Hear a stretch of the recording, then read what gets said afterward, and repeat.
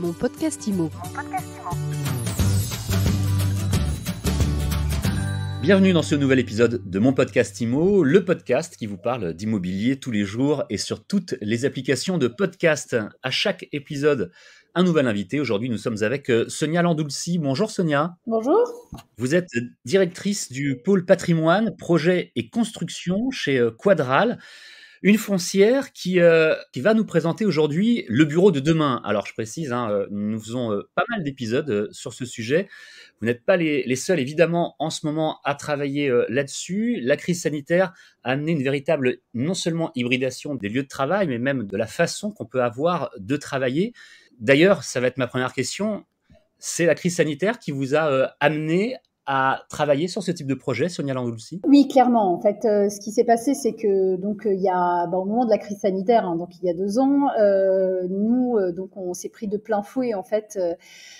Clairement en fait la vacance, parce que tout simplement étant une foncière de bureau, donc nos locataires c'est essentiellement des entreprises et avec le dispositif de télétravail qui a été complètement généralisé.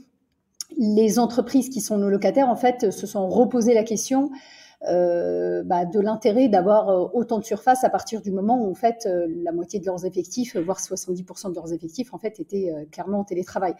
Donc, le fait que nos locataires, qui sont nos clients aujourd'hui, se reposent ces questions-là, nous a obligés, nous, en tant que propriétaires, de se reposer les mêmes questions qu'eux pour être tout simplement, en fait, au plus près de leurs attentes et de pouvoir clairement, en fait, apporter une réponse totalement adaptée à leur nouvelle situation. Donc, clairement, c'est par ricochet qu'on a subi, on va dire, la crise sanitaire parce qu'elle a touché de plein fouet, on va dire, nos locataires.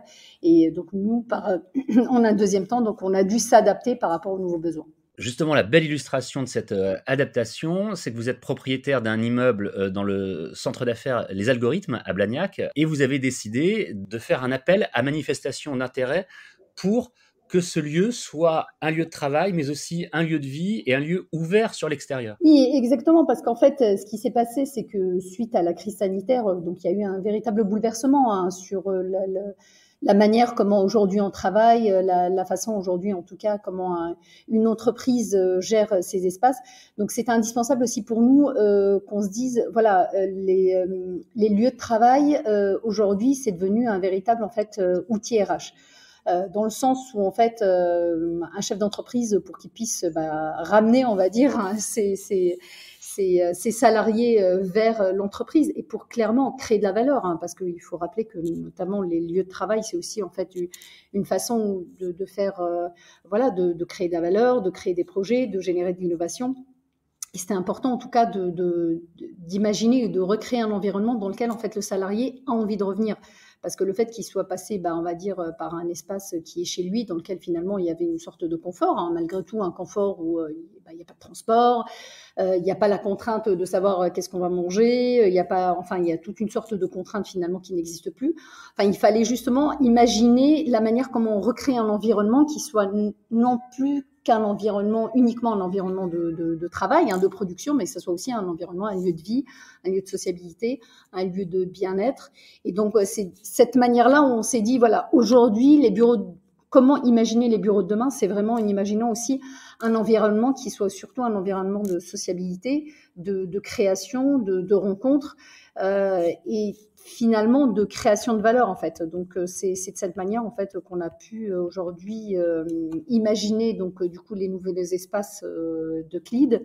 Alors justement, Sonia Landoulsi, ce bâtiment qui s'appelle Euclide, comment fonctionne-t-il? Il est opérationnel depuis le mois de septembre, depuis quelques semaines, quelques mois maintenant.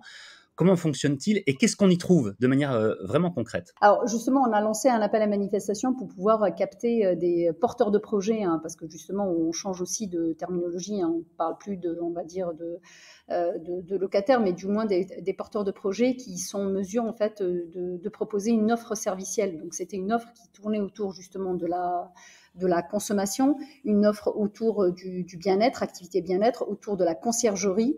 Et donc voilà, donc c'est essentiellement aujourd'hui ce type de porteur de projet en fait qu'on a été amené à chercher justement via l'appel à manifestation d'intérêt. D'ailleurs, c'est pour ça qu'on a lancé un appel à manifestation d'intérêt en fait, et on n'est pas passé par le dispositif des brokers classiques.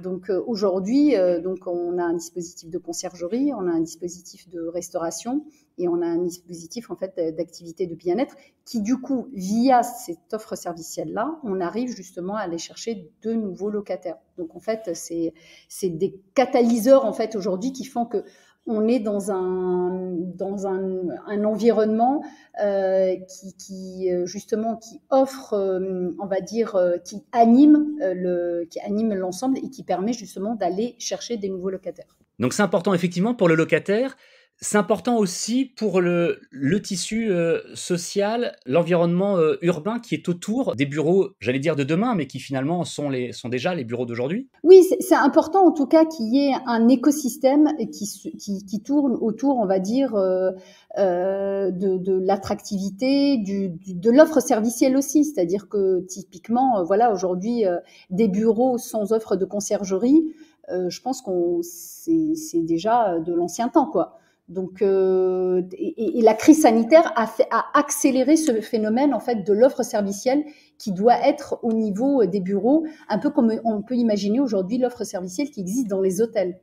Il y a vraiment une accélération de cette demande-là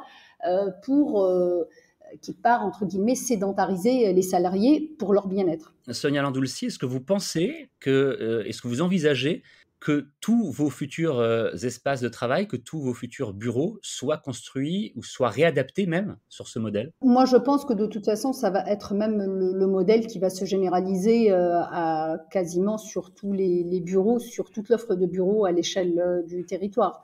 Aujourd'hui, on ne peut plus imaginer les bureaux tels qu'on les a imaginés en fait il y a 5 ans ou il y a 10 ans, parce qu'il faut que le bureau soit justement évolutif.